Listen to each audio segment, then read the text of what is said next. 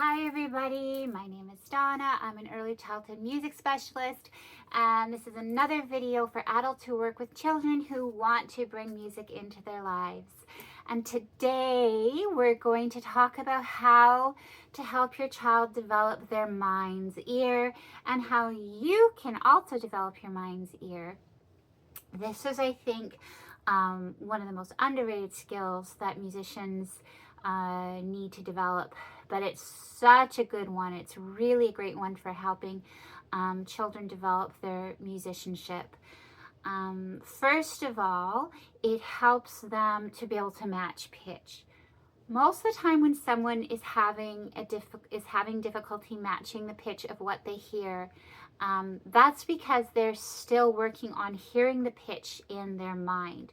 So the mind's ear, much like the mind's eye, when you can see a picture in your mind, the mind's ear is where you can hear something in your ear. So when you have an earworm, for example, that's your mind's ear at work. And a lot of us have very, very well developed ears mind's ears, and some people not so much. And just because, again, it's a skill that they haven't necessarily taken the time to develop. And so, yeah, like I said, it's a fantastic skill for learning how to match pitch. That's the first thing. And also for developing perfect pitch, if that's something that you're interested in. That's usually having to do with a very, very strong mind's ear. That's part of it as well. The other thing I really like about the mind's ear is that it's the least encumbered musical instrument. So unlike piano or guitar or violin, where you really need to work on that skill before you're able to work out some compositional ideas, with the mind's ear, bam, it's all there right away, instantaneous. So if you can work on that, it's fantastic for songwriting and composition as well. For children, there's a song that you probably already know that is so good for helping children develop their mind's ear. And it goes like this. Old MacDonald had a dog, and Bingo was his name. Oh, B-I-N-G-O, B-I-N-G-O, B-I-N-G-O, and Bingo was his name. Oh, and then of course the second time you sing it, when you get to that B-I-N-G-O, you just clap the first letter. So it's I-N-G-O, I-N-G-O, I-N-G-O, and Bingo was his name, oh. And then you keep going through you keep singing it until you get to the end. And the fifth time you sing the song, you're going to be going, oh, MacDonald had a dog, and Bingo was his name, oh.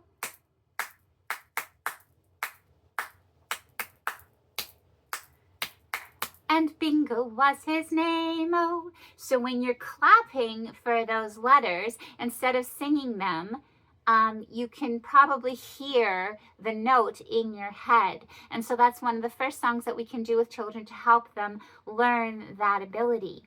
And you can ask them, did you sing the note? And sometimes it's really fun if you're doing it in a group and someone always sings when they're not supposed to, but that's actually really great because it means that they are hearing it in their mind even though nobody else is singing.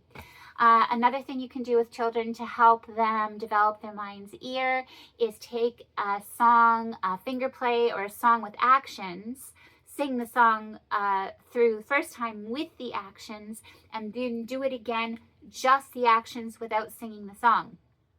So for example, let's do the Itsy Bitsy Spider.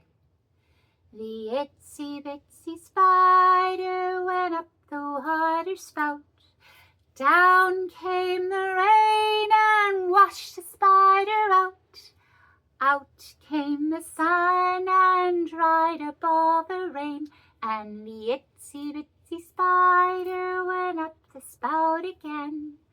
All right, I'm going to do that song again. And this time, see if you can hear the melody in your head, in your mind's ear.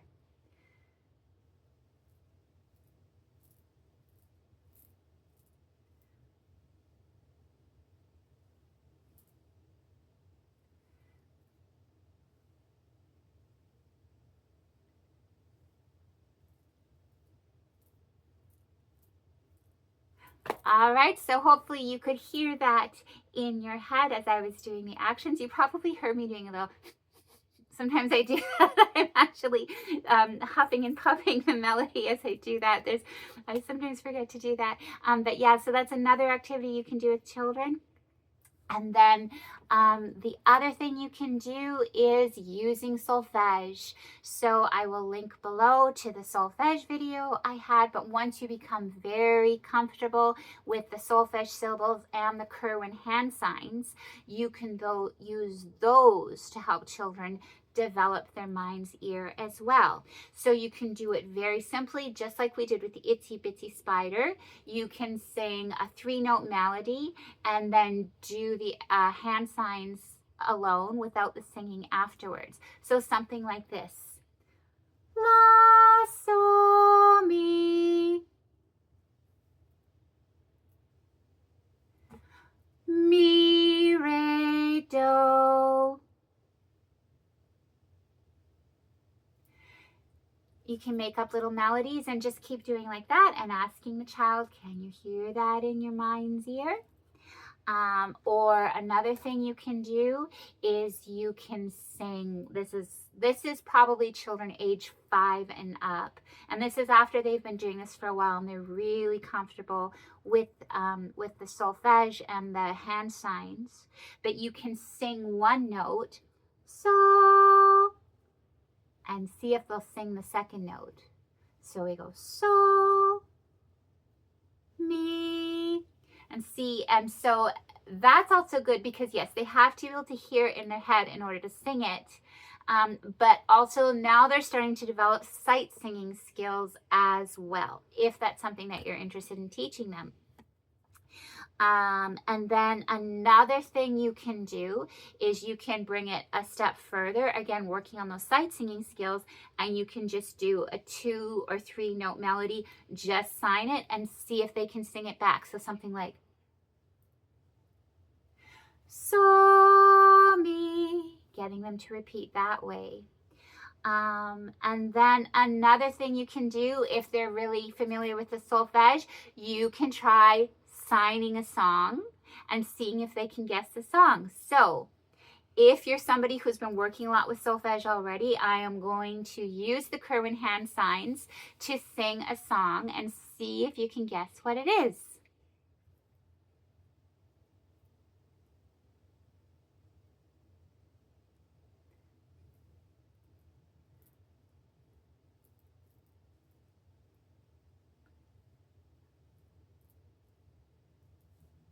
All right, and here's what the song was. Mi, re, do, re, mi, mi, mi, re, re, re, mi, sol, sol, mi, re, do, re, mi, mi, mi, mi, re, re, mi, re, do. And if you still don't know what the song was, I'm going to sing it again with the hand signs and the words. Mary had a little lamb, little lamb, little lamb. Mary had a little lamb, its fleece was white as snow. So those are some activities you can do with children to help them develop their mind's ear.